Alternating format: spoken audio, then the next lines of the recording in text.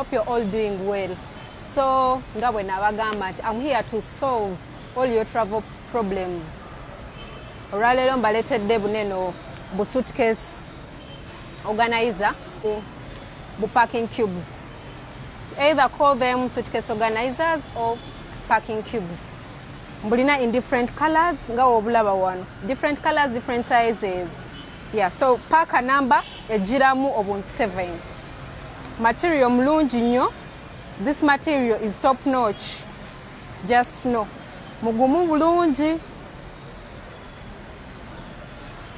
Atenga. Bunene bujamu bulungi ebintu. Nga obulaba. Bupanze temwekwasa nti sabalaga how big they are. You see? You see? Njagala otambule ng'ebintu byo biri organize. Sagalako makuwa kesi yokka. Njagala otwalirako bunene obu packing cubes ku mitwalo gyo 12. Nga wenkugambye, they do have different sizes and different colors. Naye mbukuwa bwonna mulundi gumu tonga sagala ngamba nti mpaako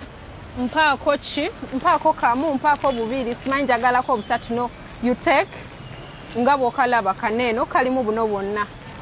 Let me show you. So this is 1, 2, 3, 4, 5. These ones are big, yeah? Omala chekamu ebintu kageja, so don't say that really small. 6 and 7. I have 4 different colors, na pink, nina grey, black and navy blue. Yeah. So those are our 7 pieces. Katika nkulage bobo packing them packing cubes.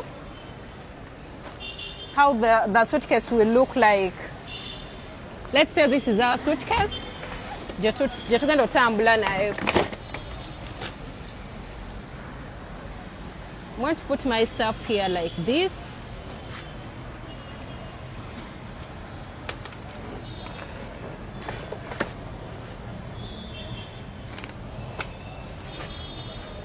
Are you seeing how my suitcase is organized?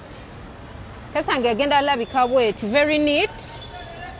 Ate ngenda sigazaamu ne ku space. Ekitege. I've even left with some space. Eno kesi ejjudde. So, you're free okugula obungi obusinga ku buno. Notatwala ka setting akamu. Notwala bu setting bubiri. Like two packs. Nga zirimu 7. Yeah. So come and pick them for yourself. Otambule ng'ebintu biri packed bulungi. I love you all. I'm waiting for you. Stay blessed.